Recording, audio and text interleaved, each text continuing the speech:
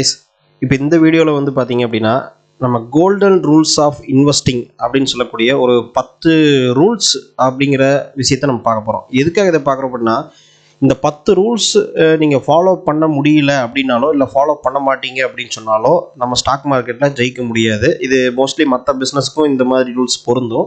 இதில் முக்கியமாக நம்ம ஸ்டாக் மார்க்கெட்டை பற்றின ஒரு ரூல்ஸை வந்து ஒரு 10 ரூல்ஸ் வந்து நான் சொல்ல போகிறேன். ஸோ அதை புரிஞ்சுக்கிட்டிங்கன்னா நீங்கள் அதிலிருந்து ஏதாவது ஒரு ரூல்ஸையும் இல்லை ஏதாவது கொஞ்சம் ரூல்ஸையும் நீங்கள் ஃபாலோ பண்ண முடியாது அப்படின்னா அந்த ஃபாலோ பண்ணக்கூடிய அந்த ஸ்கில்லை வந்து நீங்கள் கொண்டு வரணும். இல்லைன்னா ஸ்டாக் மார்க்கெட் பண்ணாமல் இருக்கிறது பெட்டர்னு நான் சொல்லுவேன். ஏன்னா மோஸ்ட்லி நீங்கள் சக்ஸஸ் ஆக முடியாது. சக்ஸஸ் ஆகலைன்னா உங்களால் என்ன பிரச்சனை அப்படின்னு கேட்டிங்கன்னா, ஆக்சுவலாக லாஸ் ஆயிடுவீங்க. அதான் பிரச்சனை. சக்ஸஸ் ஆகலை அப்படிங்கிறது வேறு, லாஸ் ஆயிடுவீங்க அப்படிங்கிறது வேறு. ஸோ லாஸ் ஆனால் அப்புறம் திரும்ப நீங்கள் ரெக்கவரி ஆகணும். சரிங்களா? ஸோ அதனால் அதை கவனமாக பாருங்கள். ஸோ வந்து ஃபஸ்ட்டு ரூல்ஸ் என்ன, ஸ்டாக் மார்க்கெட்டோட ஃபஸ்ட் ரூல்ஸ் என்ன அப்படின்னு பார்த்தீங்கன்னா, அவாய்டு ஹெர்டு மென்டாலிட்டி. சரிங்களா?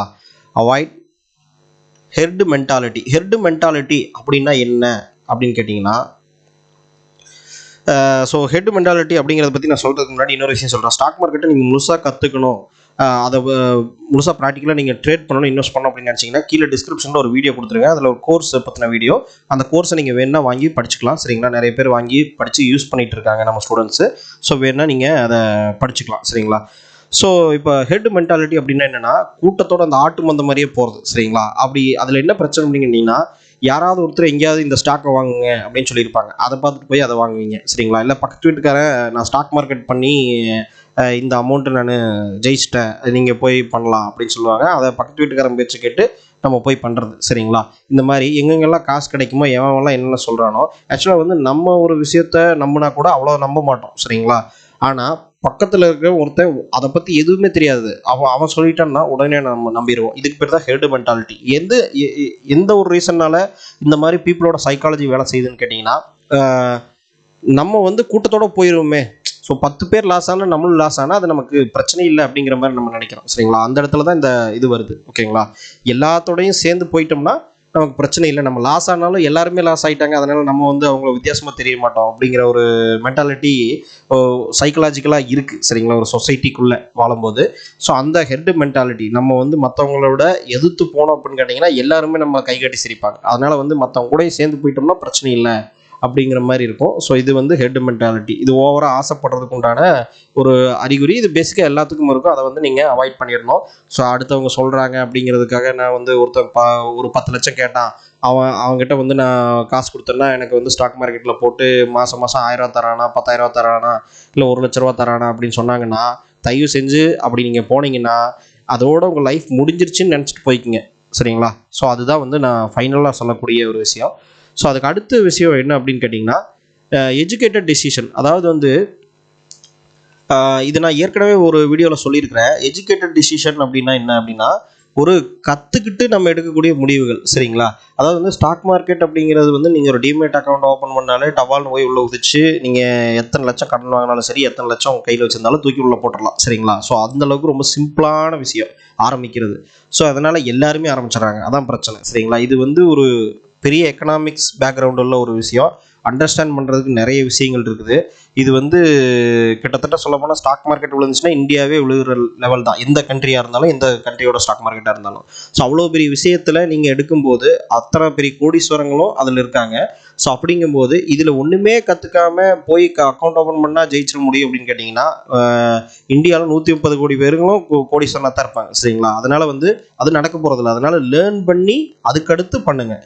ஸோ லேர்ன் பண்ணுறதுக்கு உங்களுக்கு எவ்வளோ டைம் எடுத்தாலும் பரவாயில்ல, அதுக்கடுத்து பண்ணிங்கனால் மட்டும்தான் ஜெயிக்க முடியும். ஸோ இது ஒரு ரூல். ஸோ அதுக்கடுத்து 3வது ரூல்ஸ் பார்த்தீங்க அப்படின்னா, அண்டர்ஸ்டாண்டிங் பிஸ்னஸ். அதாவது வந்து ஒரு ஸ்டாக்கை வந்து நீங்கள் வெறும் சும்மா வந்து ஒரு பேர், அதாவது ரிலையன்ஸ் அப்படின்னா அந்த பேரை பார்க்குறீங்க, அதோட விலை 2000 ரூபா இருக்குதுன்னா அந்த 2000 ரூபா அந்த ஷேர் ப்ரைஸ் பார்க்குறீங்க. ஸோ இது 2 மட்டும் பார்த்து இன்வெஸ்ட் பண்ணுற மாதிரி இருந்தால் நீங்கள் கண்டிப்பாக ஜெயிக்க முடியாது. ஏன்னா இந்த பேர்லேயும் இந்த விலையிலையும் ஒன்றுமே இல்லை. இந்த விலைக்கும் இந்த பேருக்கு இவங்க என்ன செயல் செய்கிறாங்க அப்படிங்கிறதா முக்கியம். சரிங்களா? ஸோ அந்த செயல் வந்து பார்த்தீங்க அப்படின்னா, இந்த பிஸ்னஸ் இவங்க என்ன பிஸ்னஸ் பண்ணுறாங்க, என்ன ப்ராடக்ட் பண்ணுறாங்க, என்ன விற்கிறாங்க, அந்த விற்கிற ப்ராடக்ட் யாருக்கு விற்கிறாங்க, அந்த ப்ராடக்டை யார் வாங்குறான், அவன் வாங்குறவன் அது அவனுக்கு யூஸ்ஃபுல்லாக இருக்கா, இவங்க வந்து ரொம்ப நாளைக்கு பிஸ்னஸில் இருப்பாங்களா, இவங்களுக்கு வேல்யூ இருக்கா அப்படிங்கிறத பார்த்துட்டு தான் நம்ம என்ன பண்ண முடியும், நம்ம வந்து ஒரு ஸ்டாக்ல இன்வெஸ்ட் பண்ணணும்.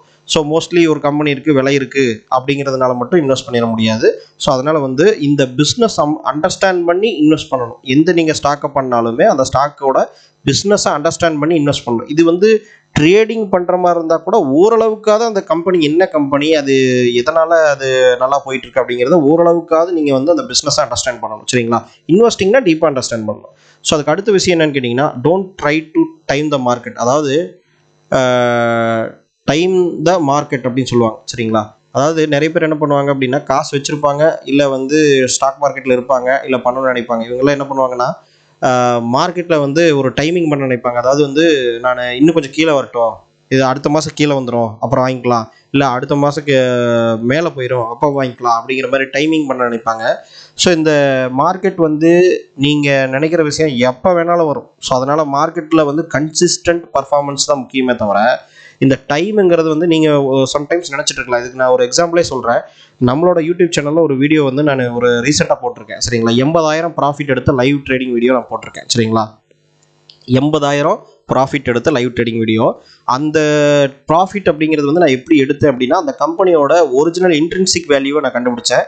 அந்த இன்ட்ரின்சிக் வேல்யூ எப்படி கண்டுபிடிக்கிறது அப்படிங்கிறதெல்லாம் நம்ம இந்த வீடியோவோட டிஸ்கிரிப்ஷனில் ஒரு கோர்ஸ் இருக்குது. அந்த கோர்ஸ்லேயே நிறைய விஷயங்கள் உங்களுக்கு ட்ரேடிங் எப்படி பண்ணுறது, அதோட ஸ்ட்ராட்டஜியெல்லாம் சொல்லி கொடுத்துருக்கேன். சரிங்களா? அந்த கோர்ஸோட என்ன ஸ்ட்ராட்டஜி யூஸ் பண்ணால் அதே தான் நானும் யூஸ் பண்ணியிருக்கேன். அதில் வந்து இன்ட்ரின்சிக் வேல்யூ ஃபார்முலா அப்படின்னு சொல்லி ஒன்று கொடுத்து அந்த இன்ட்ரின்சிக் வேல்யூ எப்படி கண்டுபிடிக்கணும் அப்படிங்கிறத சொல்லியிருப்பேன். அதில் வந்து அந்த கம்பெனியோட பிஸ்னஸை நான் பார்த்தேன். நல்ல பிஸ்னஸ் தான். ஸோ அதாவது கீழே விழுந்துரும் அப்படின்னு சொல்கிறதுக்கு எனக்கு எந்த காரணமும் கிடையாது. அந்த மாதிரி ஒரு பிஸ்னஸ்ஸு. ஸோ அப்படிங்கும்போது அந்த மாதிரி ஒரு பிஸ்னஸ்ஸு, நல்ல பிஸ்னஸ்ஸு, அதோட ஷேரோட ப்ரைஸ் பார்த்தீங்கன்னா இன்ட்ரின்சிக் வேல்யூ, அதாவது ஒரிஜினலாக அது எவ்வளோ இருக்கணுமோ இன்றைக்கி மார்க்கெட்டில் அதை விடவுமே 50% டிஸ்கவுண்ட் வித்துட்டு இருக்கு. அதாவது 1000 ரூபாயில் இருக்கிற ஸ்டாக் 500 ரூபாய்க்கு வித்துட்டு இருக்கிற கான்செப்டில் அது வித்துட்டு இருக்கு. சரிங்களா? ஒரு 50% டிஸ்கவுண்ட்டில் வித்துட்டு இருக்கு. நான் என்ன பண்ணேன்னா, அதை 50% திரும்ப எகெயின் ஒரிஜினல் வேல்யூ ரீச் ஆகிறதுக்கு 1 மாதமும் ஆகலாம், 6 மாதமும் ஆகலாம், இல்லை 1 வருஷமும் ஆகலாம். சரிங்களா? மோஸ்ட்லி வந்து 3 இயர்ஸ் 5 இயர்ஸ் கூட ஒரு சில டைம் ஆகும். சரிங்களா? ஆனால் நான் வந்து என்ன முடிவு பண்ணேன்னா, 6 மாதமோ 12 மாதமோ ஆகட்டும், இது வந்து இன்ட்ரின்சிக் வேல்யூவோட கம்மியாக இருக்குது, நான் இன்றைக்கி வாங்க போகிறேன், இது ஒரிஜினல் வேல்யூ டச் பண்ணுற வரைக்கும் நான் விற்க போகிறதில்ல. ஏன்னா நல்ல பிஸ்னஸ், அது எப்படி மார்க்கெட் வேல்யூ தெரிஞ்சிடும். சரிங்களா? எல்லா ட்ரேடருக்கும் இன்வெஸ்டருக்கும் வாங்க ஆரம்பிச்சிருவாங்க. அதனால் இன்றைக்கி வந்து அதை வாங்காமல் இருக்காங்க அப்படிங்கிறதுனால நான் வாங்கிடணும் ஃபஸ்ட்டா அப்படின்னு சொல்லி நான் முடிவு பண்ணி வாங்கினேன். சரிங்களா? நான் என்ன சொன்னேன், 6 மாதமோ 1 வருஷமோ நான் டார்கெட் வச்சுருந்தேன். ஆனால் வித்தின் 10 டேஸில் 80,000 வந்துருச்சு. 80,000 மூவ்மெண்ட் அப்படிங்கிறது எவ்வளோ அப்படின்னு கேட்டிங்கன்னா, நான் நினச்சதில் 30% மூவ்மெண்ட் வந்துருச்சு. ஸோ இன்னும் நான் அந்த ஸ்டாக்கை வந்து ஹோல்டு பண்ணிட்டு தான் இருக்கேன். என்ன பண்ணிட்டேன் அப்படின்னு கேட்டிங்கன்னா, ஒரு தடவை அந்த 80,000 ப்ராஃபிட் புக் பண்ணிட்டு எகெயின் திரும்ப நான் அதே ஸ்டாக்கை நான் பை பண்ணிட்டேன். சரிங்களா? ஸோ ஏன் அப்படி பண்ணேன் அப்படின்னு கேட்டிங்கன்னா, நான் வித்துட்டு வேறு ஸ்டாக் போகலாம் அப்படின்னு தான் நான் நினச்சேன். ஸோ அதை விடவுமே டவுன் பண்ண ஒரு வேல்யூஸ் இருந்த மாதிரி ஒரு சில கம்பெனிஸ் எனக்கு இருந்தது. ஸோ அதனால நான் அது போகலான்னு நினச்சேன். ஆனால் அதை நான் போகலை. நான் இதுவே திரும்ப வாங்கிட்டேன். சரி, ரிஸ்க் கம்மியாகவே இருக்குது, இதே வாங்கிக்கோ அப்படின்னு சொல்லிட்டு. ஸோ அது 10 நாள்லேயே வந்துருச்சு. இப்போ தான் நிறைய பேர் வந்து என்னென்னா டைமிங் பண்ண நினைப்பாங்க. ஸோ இது 6 மாதத்துலேயும் வரலாம், 1 வருஷத்துலேயும் வரலாம், நான் சொன்ன மாதிரி 10 நாள்லேயும் வரலாம். சரிங்களா? அதனால் வந்து என்னென்னா, மார்க்கெட் டைமிங் வந்து நீங்கள் சொல்ல முடியாது. அந்த மார்க்கெட்டு கன்சிஸ்டண்ட்டாக பர்ஃபார்ம் பண்ணிருந்தால் உங்களுக்கு அந்த ப்ராஃபிட் கிடைக்கும். ஸோ அடுத்த பாயிண்ட் வந்து பார்த்தீங்கன்னா, டிசிப்ளின் இன்வெஸ்ட்மெண்ட் அப்ரோச். அதாவது இதுதான் சொன்னேன், கன்சிஸ்டன்சி அப்படின்னு ஒரு விஷயம் இருக்குது. சரிங்களா? நீங்கள் ஒரு ஸ்டாக்கை அனலைஸ் பண்ணும்போது ஒரு செட் ஆஃப் ரூல்ஸ் நீங்கள் ஃபாலோ பண்ணணும். அதை இன்வெஸ்ட் பண்ணும்போது ஒரு கன்சிஸ்டண்ட்டாக மாதம் ஒரு 5,000மோ இல்லை டெய்லி ஒரு 100 ரூபாயோ இப்படி வந்து நீங்கள் எப்படி வந்து உங்களோட டிசிப்ளின் அப்ரோச் இருக்குதோ அதை பொறுத்து தான் நீங்கள் சக்ஸஸ் ஆகிறதும் ஃபெயிலியர் ஆகிறது இருக்குது. அதனால் வந்து அதை கவனமாக பார்த்துக்குங்க. சரிங்களா? ஸோ அடுத்த விஷயம் வந்து எமோஷனல் கண்ட்ரோல் அண்ட் ஸ்டெபிலிட்டி அப்படின்னு சொல்கிறேன். இது என்ன அப்படின்னு கேட்டிங்கன்னா, நான் ஈவன் அந்த ஸ்டாக்கில் இன்வெஸ்ட் பண்ணும்போது கூட எனக்கு வந்து அது அந்த 10 நாளைக்குள்ளே ஃப்ளக்சுவேஷன் இருந்தது. சரிங்களா? மேலே கீழேயும் போச்சு, ஒரு 6,000 7,000 மைனஸில் போச்சு. ஸோ எனக்கு வந்து என்ன தெரியும்னா, அந்த 6,000 7,000 மைனஸ் அப்படிங்கிறது வந்து அந்த நார்மல் வாலட்டிலிட்டி தான். அந்த ஸ்டாக் வந்து எப்போவுமே ஸ்டாக் மார்க்கெட்டில் எல்லா ஸ்டாக்கும் அந்த மாதிரி மூவ் ஆகும். சரிங்களா? ஸோ அது வந்து நம்மளோட யூடியூப் சேனலோட எல்லா வீடியோஸும் பார்த்தீங்க அப்படின்னா உங்களுக்கு நான் சொல்கிற விஷயங்கள் அண்டர்ஸ்டாண்ட் ஆகும். ஸோ இல்லை என்னோடய கோர்ஸ் பார்த்தீங்கன்னாலும் அண்டர்ஸ்டாண்ட் ஆகும். டிஸ்கிரிப்ஷனில் கொடுத்துருக்கு, நீங்கள் பாருங்கள். ஸோ இப்போ எமோஷனல் கண்ட்ரோல் அப்படின்னா, நீங்கள் அந்த ஒரு டைமுக்கு அதுக்கு பயந்துட்டு நீங்கள் செல் பண்ணிட்டீங்கனாலோ, இல்லை வந்து உடனே ப்ராஃபிட் வந்துருச்சு அப்படின்னு நீங்கள் செல் பண்ணிட்டீங்கனாலோ உங்களுக்கு வந்து அந்த எமோஷனல் கண்ட்ரோல் இல்லை அப்படின்னு அர்த்தம். ஏன்னு கேட்டிங்கன்னா, இந்த எமோஷனல் கண்ட்ரோல் வரணும்னா ப்ராப்பராக அந்த எஜுகேஷனில் நீங்கள் லேர்ன் பண்ணிட்டு தான் அந்த ஸ்டாக்கை நீங்கள் வாங்கியிருந்தீங்கன்னா, ஏன் வாங்கணும், எதுக்காக வாங்கணும் அப்படிங்கிறது நமக்கு தெரியும். எத்தனை நாள் நம்ம ஹோல்டு பண்ண போகிறோங்கிறதும் நம்ம தெரியும். அப்போ அந்த நடுவில் வர ஃப்ளக்சுவேஷனை பற்றி கவலைப்பட மாட்டீங்க. ஸோ இம்பல்சிவாக போய் பை பண்ணாலும் இம்பல்சிவாக நீங்கள் ட்ரேட் பண்ணால் மட்டும்தான் இந்த எமோஷனல் கண்ட்ரோல் மிஸ் ஆகும். சரிங்களா? ஸோ அதனால் எமோஷனல் கண்ட்ரோல் அண்ட் ஸ்டெபிலிட்டி நீங்கள் வளர்த்துக்கணும். ஸோ அது ரொம்ப இம்பார்ட்டண்டான ஒரு விஷயம். சரி, அடுத்தது ஸோ இந்த விஷயம் பார்த்தீங்க அப்படின்னா ரிஸ்க் மேனேஜ்மெண்ட். சரிங்களா? இது வந்து ஒரு மந்திரம் மாதிரி. சரிங்களா? ரிஸ்க் மேனேஜ்மெண்ட் அப்படிங்கிற விஷயத்தில் தெளிவாக கிளியராக இல்லை அப்படின்னா நீங்கள் ஸ்டாக் மார்க்கெட்டில் ஜெயிக்கவே முடியாது. ஸோ ரிஸ்க் மேனேஜ்மெண்ட் அப்படிங்கிறது தான் நம்பர் 1 ரூல்னு கூட நீங்கள் சொல்லலாம். சரிங்களா?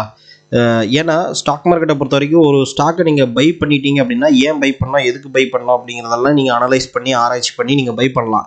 ஆனால் பை பண்ணதுக்கப்புறம் உங்களுக்கு கிடைக்கிற ஒரே ஆப்ஷன் செல் பண்ணலாம். சரிங்களா? வேறு எதுவுமே நடுவில் அது கீழே போனாலும் நீங்கள் செல் பண்ணி லாஸில் வெளியே வரலாமே தவிர மற்றபடி நீங்கள் வந்து தலகலாக பல்ட்டி அடித்தாலும் சரி, கத்துனாலும் கதறினாலும் சரி, அதனால எந்த பிரயோஜனமும் கிடையாது.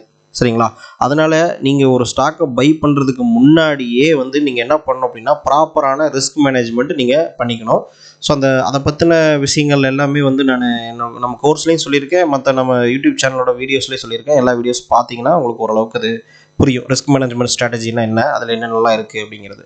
ஸோ அதுக்கடுத்து வந்து பார்த்தீங்க அப்படின்னா ரியலிஸ்டிக் எக்ஸ்பெக்டேஷன். அதாவது வந்து ஒரு சில பேர் கேட்பாங்க, சார் நான் வந்து 10,000 ரூபா வச்சுருக்கேன், டெய்லி நான் 1000 ரூபா எடுக்க முடியுமா அப்படின்னு கேட்பாங்க. சரிங்களா? டெய்லி 1000 ரூபா எடுத்திங்கன்னா எவ்வளோ தெரியுமா? 10% ரிட்டர்ன். சரிங்களா? 10,000 ரூபாய் இல்லை 1000 ரூபா டெய்லி எடுத்திங்கன்னா 10% ரிட்டர்னு. 10 நாள்லேயே வந்து உங்களுக்கு 100% ரிட்டர்ன் வந்துடும். 30 நாளில் உங்களுக்கு 300% ரிட்டர்ன் வந்துடும். சரிங்களா? 300% ரிட்டர்னுங்கிறது வந்து சத்தியமாக எங்கேயுமே கிடைக்க முடியாது. மேபி நீங்கள் பிஸ்னஸ் பண்ணீங்க, அந்த ஐடியா யூனிக்காக இருந்துச்சுன்னா அப்படி கிடைக்கிறதுக்கு வாய்ப்பு இருக்குது. ஸ்டாக் மார்க்கெட்டில் அப்படி கிடைக்கவே கிடைக்காது. ஏன்னா அப்படி கிடச்சிது அப்படின்னு கேட்டிங்கன்னா எல்லாருமே வந்து ஸ்டாக் மார்க்கெட்டில் மட்டும்தான் இருப்பாங்க. அதனால் வந்து என்னென்னா ரியலிஸ்டிக் எக்ஸ்பெக்டேஷன் அப்படின்னா என்னென்னு கேட்டிங்கன்னா, நீங்கள் ஒரு சாதாரண ட்ரேடராக இருக்கீங்க, ரொம்ப ரிஸ்க் ப்ரொஃபைல் வந்து உங்களுக்கு ரொம்ப வந்து கம்மியாக இருக்குது அப்படின்னா நீங்கள் என்ன பண்ணலாம் அப்படின்னு கேட்டிங்கன்னா 5%லிருந்து அதிகபட்சம் 10% வரைக்கும் எக்ஸ்பெக்ட் பண்ணலாம் மாதம். சரிங்களா? சம்டைம்ஸ் 2% வரைக்கும் தான் உங்களுக்கு கிடைக்கிறதுக்கும் வாய்ப்பு இருக்குது. ஏன்னா அந்தளவுக்கு தான் வந்து மார்க்கெட்டில் உங்களுக்கு வந்து ஒரு நார்மல் ட்ரேடருக்கு வந்து கிடைக்கும். சரிங்களா? கொஞ்சம் எக்ஸ்பீரியன்ஸ் அதிகமாக இருக்குது, நிறைய ஸ்ட்ராட்டஜிஸ் யூஸ் பண்ணுறாங்க அப்படின்னா அவங்களுக்கு வந்து பார்த்தீங்கன்னா உங்களுக்கு 10%க்கு மேலே கிடைக்கும். ஸோ எனக்கு நான் எவ்வளோ எடுத்திருக்கேன் அப்படின்னா 30 to 40% வரைக்கும் எடுத்திருக்கேன். சம்டைம்ஸ் 100% வந்திருக்கு.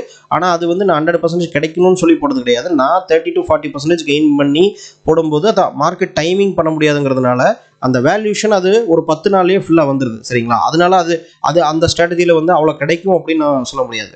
அதில் கண்டிப்பாக கிடைக்கும். ஆனால் அந்த பர்சன்டேஜ் ரிட்டர்ன் வந்து நம்ம 60% 70% அப்படின்னு சொல்லி எதிர்பார்த்து போட முடியாது. ஆனால் கண்டிப்பாக வந்து பர்சன்டேஜ் கிடைக்கும். சரிங்களா? ஸோ அதோட எக்ஸ்பெக்டேஷன் வந்து வேரியேஷன் வந்து 5 to 10% அப்படின்னு நான் சொல்கிறேன். சரிங்களா? நீங்கள் கரெக்டாக பண்ணுற மாதிரி இருந்தால் அது வந்து அதுக்கு மேலேயும் கிடைக்கும். ஆனால் அந்த மேலே கிடைக்கிறது வந்து நீங்கள் பண்ணதுனால அது கிடைக்கல. சரிங்களா? அந்த டார்கெட் வச்சு நீங்கள் பண்ணல, அது கிடைச்சதுனால நீங்கள் அதை எடுத்துக்கிறீங்க. சரிங்களா? ஸோ இந்த விஷயத்தில் கிளியராக இருங்க. ஸோ ரியலிஸ்டிக் எக்ஸ்பெக்டேஷன் அப்படிங்கிறது வந்து இருக்கணும். சரிங்களா? ஒரே நாளில் கோடீஸ்வரன் ஆயிடலாம், ஒரே வருஷத்தில் கோடீஸ்வரன் ஆயிடலாம் அப்படிங்கிற மாதிரியான எக்ஸ்பெக்டேஷன் இருக்கிற ஆட்கள் வந்து ஸ்டாக் மார்க்கெட் பக்கம் வந்துடாதீங்க. ஏன்னா உங்களுக்கு வேறு எந்த விஷயமே இந்த அளவுக்கு டேஞ்சர் கிடையாது. ஏன்னா அந்த மாதிரி ஆசைப்படுற ஆட்கள் வந்து ஸ்டாக் மார்க்கெட்டுக்கு வந்தாங்கன்னா 100 கோடி சொத்து வச்சுருந்தாலும் அவங்க வந்து ஒரே நாளில் லாஸ் பண்ணிவிட்டு ஒன்றுமே இல்லாமல் உட்காரதுக்கு 100% நான் கேரண்டி தரேன். சரிங்களா? அந்த மாதிரி ரியலிஸ்டிக்கான எக்ஸ்பெக்டேஷன் இல்லாமல் வந்தாங்கன்னா கேரண்டீடு ஃபெயிலியர். ஓகேங்களா? ஸோ அது வந்து கரெக்டாக பார்த்துங்க. ரியலிஸ்டிக் எக்ஸ்பெக்டேஷன் வந்து கரெக்டாக வச்சுக்கோங்க. ஸோ அதுக்கடுத்து வந்து பார்த்திங்கன்னா டோன்ட் யூஸ் லெவரேஜ். அதாவது வந்து டெப்ட்டு, லெவரேஜ் அண்ட் டெப்ட்டு. சரிங்களா? லெவரேஜ் அண்டு டெப்ட் அப்படின்னு சொல்லுவோம். கடன் இல்லைன்னா அந்த லெவரேஜ் அப்படின்னு சொல்லுவோம். அதுக்கு தமிழ் எனக்கு எப்படி சொல்கிறதுன்னு தெரியல. இப்போ என்ன பண்ணுவாங்க அப்படின்னா 100 ரூபாய்க்கு தான் என்கிட்ட அமௌண்ட் இருக்குது அப்படின்னா 100 ரூபாய்க்கு தான் நான் ஸ்டாக் வாங்க முடியும். சரிங்களா? ஆனால் அந்த 100 ரூபாய்க்கு வாங்கி நான் ஒரு ஸ்டாக் வாங்குறேன்னா அது எனக்கு 101 ரூபாய்க்கு போச்சுன்னா அது 1 ரூபா எனக்கு லாபம் அப்படின்னு சொல்லலாம். ஆனால் இப்போ எங்கிட்ட இருக்கிறது 100 ரூபா தான். இதே லாபத்தை நான் ஒரு 10 லட்சம் கடன் வாங்கி அதை போட்டேன்னு வச்சுங்களேன், 10 lakhs வாங்கி போட்டேன்னா எனக்கு வந்து 1 லட்சம் கிடைக்கும்ல ரிட்டர்ன் அப்படின்னு நிறைய பேர் நினச்சி அந்த கடன் வாங்கி அதை பண்ணுவாங்க. ஓகேங்களா? இது ப்ராப்பர் நாலேஜ், ப்ராப்பர் எக்ஸ்பீரியன்ஸ் இல்லாமல், ஈவன் எக்ஸ்பீரியன்ஸ்டு இருந்தாலும் இதை பண்ண மாட்டாங்க. ஏன்னா அந்த ரிஸ்க் மேனேஜ்மெண்ட்டில் ஃபஸ்ட்டு கான்செப்ட் இதுதான். ஸோ ரிஸ்க் மேனேஜ்மெண்ட்டில் லெவரேஜ் அண்ட் டெப்ட் யூஸ் பண்ணி நீங்கள் பண்ணிங்கன்னா கூடி சீக்கிரமே மார்க்கெட்டில் இருந்து காணாமல் போகிறதுக்கு வாய்ப்பு இருக்குது. ஏன்னா இது நான் சொல்லிட்டேன், லெவரேஜ் டெப்ட் இந்த ரெண்டு விஷயமே வந்து நீங்கள் இன்னொருத்தர்கிட்ட இருந்து வாங்கி அந்த பணத்தை யூஸ் பண்ணுறீங்க, அது உங்கள் சொந்த பணம் கிடையாது. அதனால் அதை நீங்கள் திருப்பி கொடுக்க வேண்டிய கட்டாயம் இருக்குது. அப்படிங்கும்போது நீங்கள் மார்க்கெட்டு டைமிங் பண்ண முடியாது அப்படின்னு ஒரு கான்செப்ட் சொல்லியிருக்கேன். அப்படிங்கும்போது என்ன ஆகும், நீங்கள் வந்து இன்றைக்கி வாங்கி அதை போட்டிருப்பீங்க. ஈவன் நீங்கள் 10 லட்சம் கடன் வாங்கி நீங்கள் போட்டு அது 100 கோடியாக கூட ஆகட்டுமே, ஆனால் அந்த 100 கோடி ஆகிறதுக்கு 1 வருஷம் ஆகுதுன்னு வச்சுக்கோங்களேன். சிம்பிளாக சொல்கிறேன் எக்ஸாம்பிளுக்கு, 1 வருஷம் ஆகுதுன்னா கூட நீங்கள் 6 மாதத்துலேயே அந்த கடன் கட்டணும், திருப்பி கட்டணுங்கிறதுனால நீங்கள் லாஸில் விற்றுட்டு கூட வெளியே வரதுக்கு வாய்ப்பு இருக்குது. சரிங்களா? அதனால் உங்களுக்கு வந்து கம்பல்சரியாக மார்க்கெட் எனக்கு இது கொடுக்கணும், இத்தனை நாளில் கொடுக்கணும் அப்படின்னு நீங்கள் மார்க்கெட்டு கண்டிஷன் போட நிலைமைக்கு வந்துடுவீங்க. அப்படி பண்ணிங்கன்னா அது நடக்கக்கூடிய காரியம் கிடையாது. மார்க்கெட்டுக்கு நம்ம கண்டிஷன் போட முடியாது. அது என்ன நடக்குதோ அதை வச்சு தான் நம்ம சம்பாதிக்க முடியும். சரிங்களா? அதனால் வந்து இந்த லெவரேஜ் அண்ட் டெப்ட்டுங்கிறத யூஸ் பண்ணாதீங்க. ஸோ அதுக்கடுத்து வந்து பார்த்தீங்கன்னா பேஷன்ஸ் அண்ட் லாங் டேர்ம். சரிங்களா? இது ரொம்ப முக்கியமான விஷயம். லாங் டேர்ம் திங்கிங், அதாவது ஈவன் நீங்கள் ட்ரேடராக இருந்தாலும் சரி, இல்லை வந்து இன்வெஸ்டராக இருந்தாலும் சரி, நீங்கள் வந்து எதையுமே ஒரு நாளில் நீங்கள் கண்டுபிடிக்க முடியாது. லாங் டேர்மில் தான் நீங்கள் வந்து ப்ராஃபிட் ஆனாலும் ப்ராஃபிட்டு, லாஸ் ஆனாலும் லாஸ் அப்படிங்கிறத நீங்கள் லாங் டேர்மில் தான் கண்டுபிடிக்க முடியும். ஏன்னா லாஸே ஆகாத ட்ரேடர் யாரும் கிடையாது. மேபி இன்வெஸ்டர் இருக்கலாம். ஏன்னா இன்வெஸ்டரை பொறுத்த வரைக்கும் வேல்யூ டிப்ரிஷியேஷன் தான் இருக்குமே தவிர லாஸ் இருக்காது. சரிங்களா? வாங்கியிருப்பாங்க, அதை பல வருஷம் கழித்து அவங்க விற்பாங்க. நடுவில் ஏதோ ஒரு 6 மாதமோ 1 வருஷமோ கொஞ்சம் கம்மியான ரேட்டுக்கு அது போயிட்டு இருந்திருக்கலாம். சரிங்களா? ஆனால் அது மேட்ரு கிடையாது இன்வெஸ்டரை பொறுத்த வரைக்கும். ட்ரேடரை பொறுத்த வரைக்கும் டெய்லி ட்ரேட் பண்ணுவாங்க, இல்லை வாரத்துக்கு ஒரு 2 ட்ரேட் பண்ணுவாங்க. இந்த மாதிரியான ட்ரேட் பண்ணுறவங்க இருக்காங்க இல்லையா? இவங்களும் வந்து ஒரு 100 ட்ரேடு 200 ட்ரேடு எடுக்கிறதுக்கு அப்புறம் தான் அவங்க ப்ராஃபிட்டாக லாஸாக, அவங்களோட ஸ்ட்ராட்டஜி கரெக்டாக தப்பாக, அவங்க பண்ணுறது கரெக்டாக இல்லையா அப்படிங்கிறது கண்டுபிடிக்க முடியும். அதனால் லாங் டேர்ம் இருந்தால் மட்டும்தான் அதை நீங்கள் இது பண்ண முடியும். அதே மாதிரி லாங் டேர்ம் அப்படிங்கிற ஒரு கான்செப்ட் வந்துருச்சுனாலே பொறுமை வேணும். சரிங்களா? அந்த பேஷன்ஸ் இல்லாமல் நீங்கள் அதை பண்ண முடியாது. ஸோ இதுதான் வந்து ஒரு 10 ரூல்ஸ் நான் சொல்லியிருக்கேன். இந்த 10 ரூல்ஸையும் எதுவுமே வந்து உங்களுக்கு சூட் ஆகலை அப்படின்னா நீங்கள் ஸ்டாக் மார்க்கெட்டில் ஜெயிக்கிறது கஷ்டம். இது எல்லாமே நீங்கள் பண்ண முடியும் அப்படின்னு நினச்சிங்கன்னா நீங்கள் ஸ்டாக் மார்க்கெட்டில் நீங்கள் தாராளமாக பண்ணலாம். ஸோ லேர்னிங் தான் இம்பார்ட்டண்ட்டு. ஸோ உங்களுக்கு வேணும்னா அந்த டிஸ்கிரிப்ஷனில் இருக்கிற கோர்ஸ் நீங்கள் வாங்கி படிக்கலாம். இல்லைனா என்னோட சேனலில் இருக்கிற எல்லா வீடியோஸும் நீங்கள் பாருங்கள். நிறைய இடத்துல சோர்ஸ் இருக்குது. நிறைய இடத்துல நீங்கள் பார்த்து நீங்கள் ஸ்டாக் மார்க்கெட்டை லேர்ன் பண்ணிவிட்டு நீங்கள் பண்ணுங்கள்.